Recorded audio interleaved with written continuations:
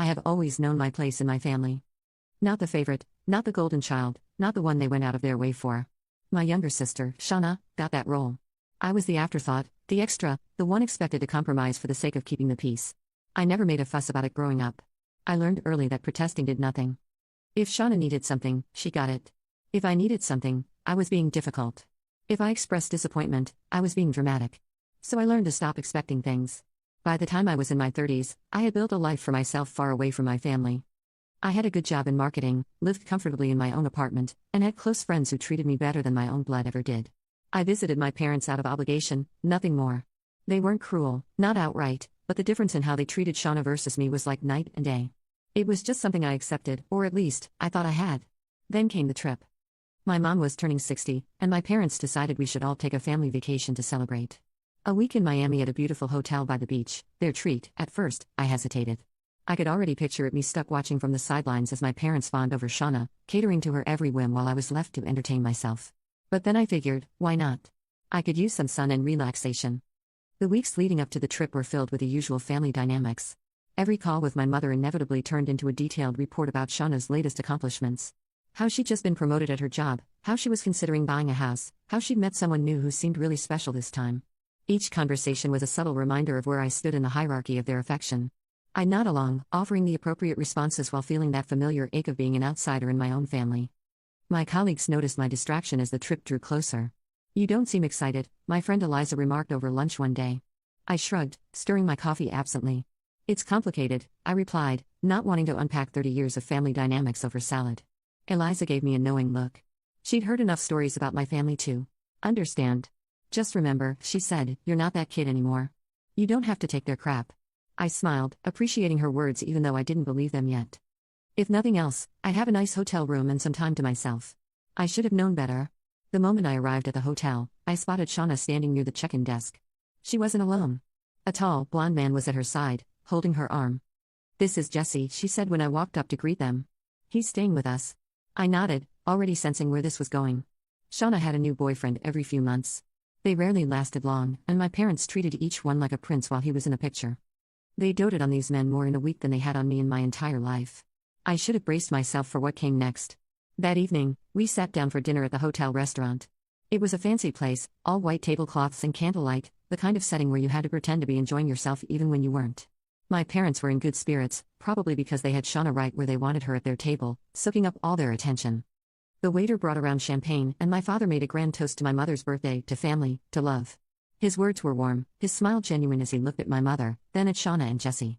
When his gaze briefly landed on me, something flickered in his expression, not coldness exactly, but a certain detachment, as if he was acknowledging an acquaintance rather than his son.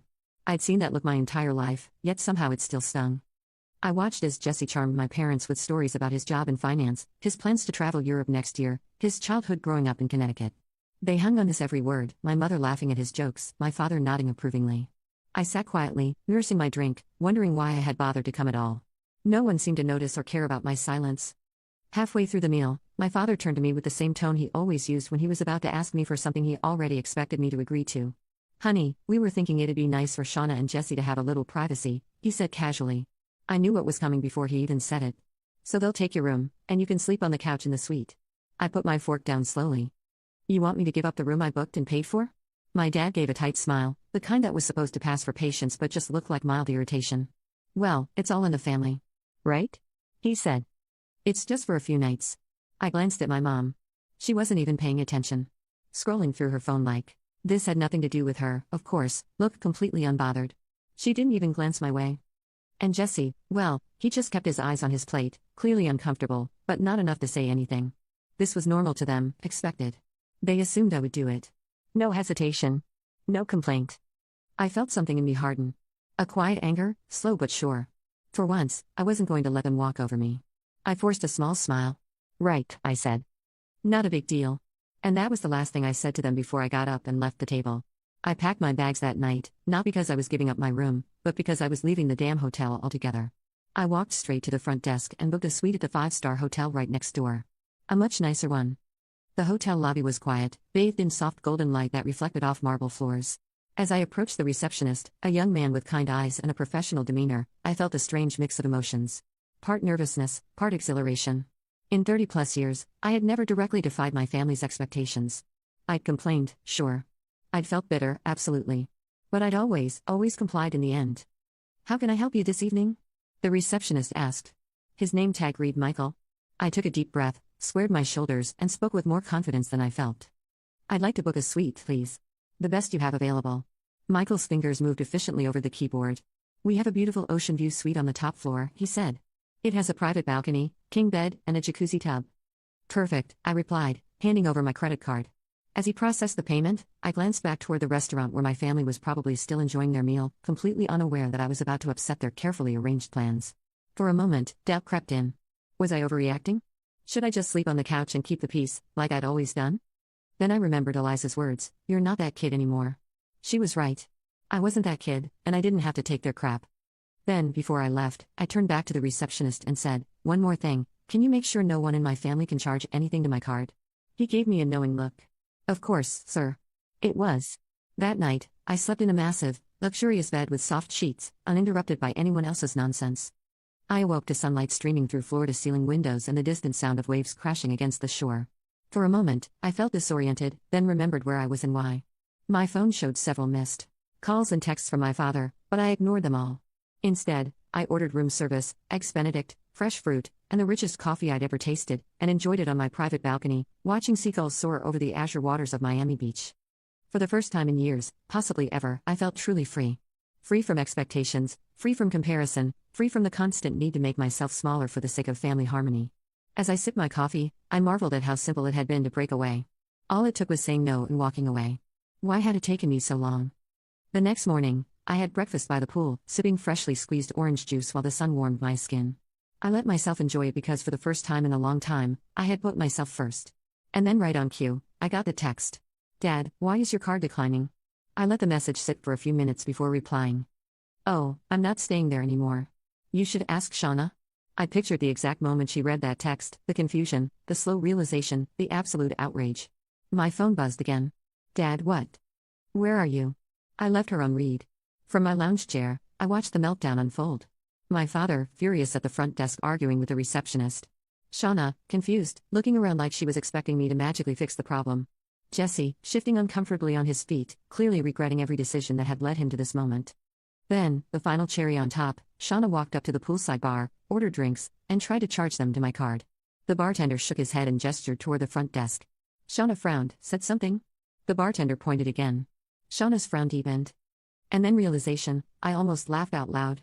Shauna turned toward our father, her expression darkening. He was already pulling out his own wallet, looking furious as he handed over his card to pay for her room. For the first time ever, my dad was paying for Shauna's mess, and I was sipping my mimosa, basking in the absolute petty glory of it all. When I finally responded to my dad's frantic calls, I didn't bother explaining myself.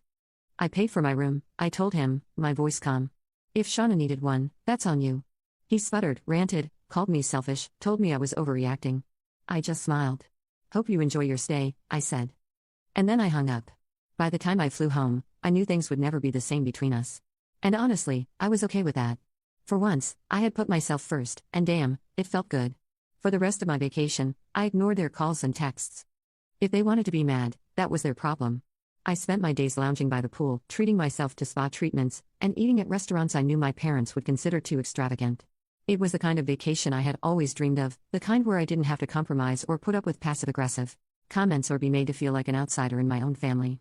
But I knew it couldn't last forever. By the time I was packing my bags to leave, the reality of what I'd done started to sink in. I hadn't just walked away from an unfair situation. I had actively defied my family in a way I never had before. My father especially wasn't going to let it go, and I was right.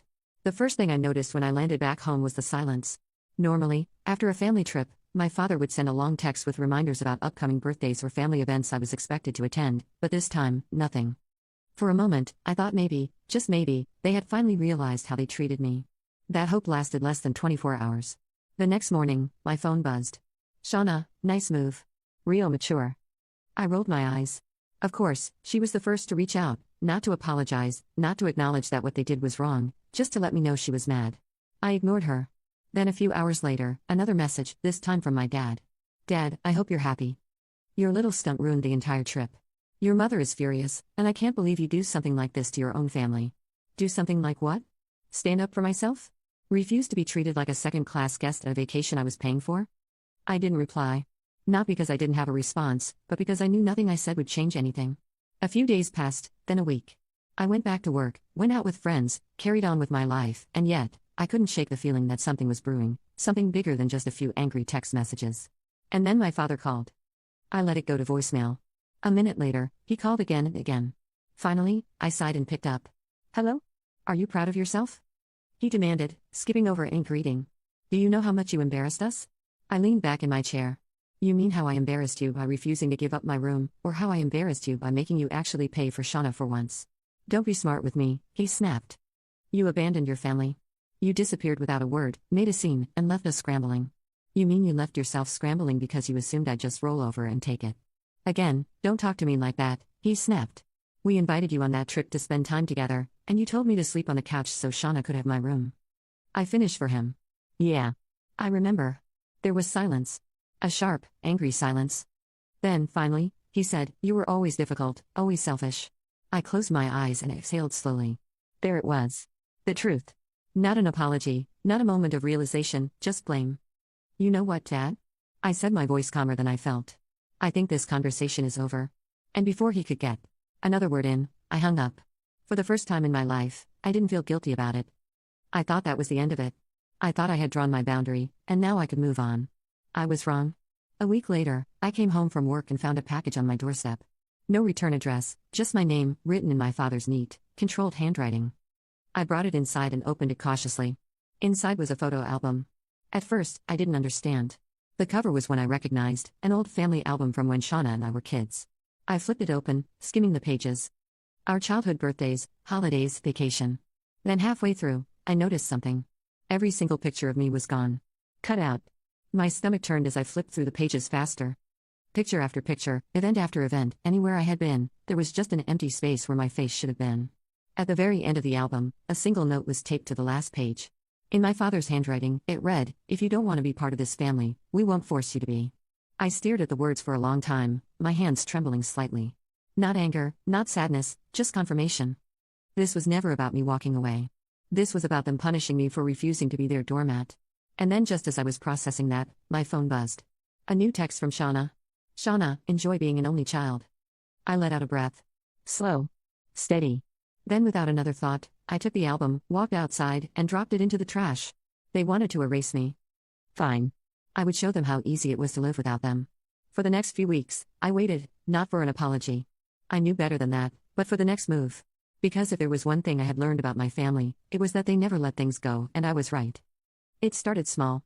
Passive-aggressive messages from my dad, always just vague enough to make it seem like he was checking in, but with an undertone of guilt-tripping. Dad, haven't heard from you. Hope you're happy with your choices. Dad, your mother's blood pressure has been high lately. Stress does that. You know? Dad, your grandmother asked about you. I didn't know what to tell her. I ignored them. Then Shauna got involved. Unlike my father, who preferred the slow burn of emotional manipulation, Shauna went straight for the jugular. One evening, as I was leaving work, my phone buzzed with a notification, a tagged post on Facebook. I clicked it. It was a photo of my family at dinner. My parents, Shauna, Jesse, a few aunts and uncles, the caption, family is everything. Some people will never understand that. The likes and comments poured in. Relatives, family friends, even old acquaintances chiming in with their approval. So true. Family comes first. What a beautiful family. Some people don't know how lucky they are. I knew that post was meant for me, and yet, for some reason, I didn't feel the way they probably wanted me to feel. I didn't feel hurt. I didn't feel guilty. I felt free.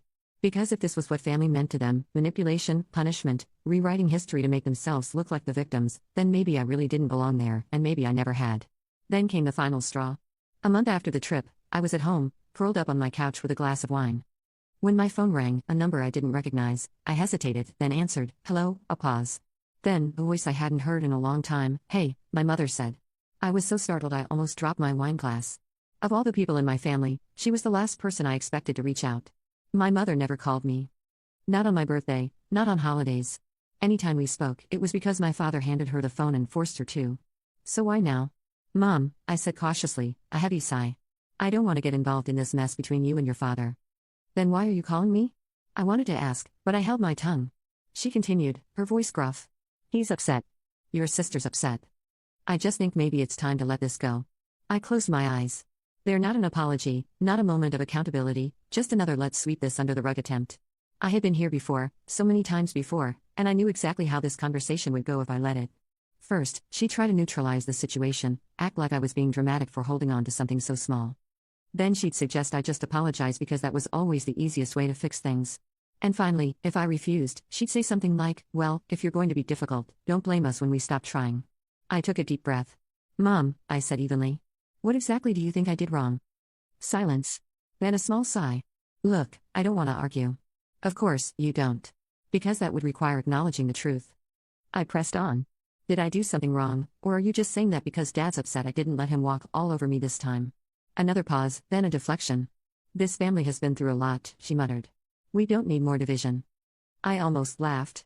We don't need more division, as if they weren't the ones who had cut me out of a damn photo album, as if they weren't the ones who had treated me like I was disposable my entire life, as if this whole situation wasn't just a result of me finally refusing to take their crap. I wasn't doing this anymore. You know what, Mom? I said, voice steady. You can tell Dad and Shauna I'm not interested in pretending things are fine just so they can feel better. A long silence. Then a clipped, fine, and the line went dead.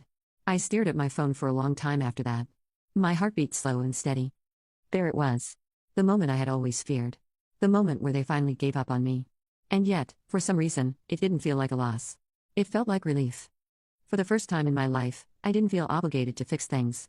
I wasn't waiting for their approval. I wasn't worried about their opinions. I wasn't part of their game anymore. And while they were still fuming over my so-called betrayal, I was busy moving on. Months passed, my life got better. Without the constant weight of my family's expectations, I threw myself into my work. I started going to new places, making new friends, and enjoying my own company. I no longer had to check my phone every day, dreading the latest guilt trip.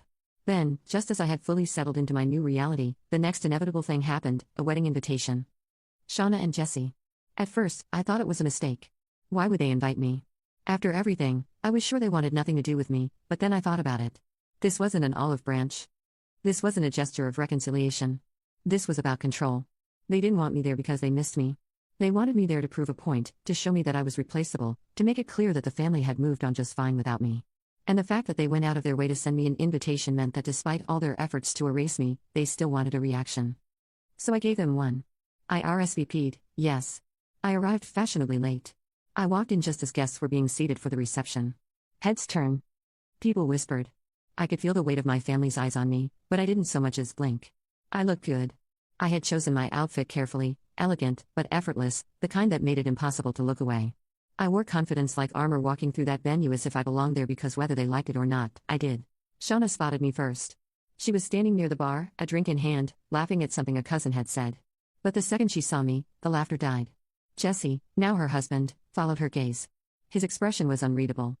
Then my father, he had been speaking with a group of relatives, probably basking in the glow of Shauna's big day.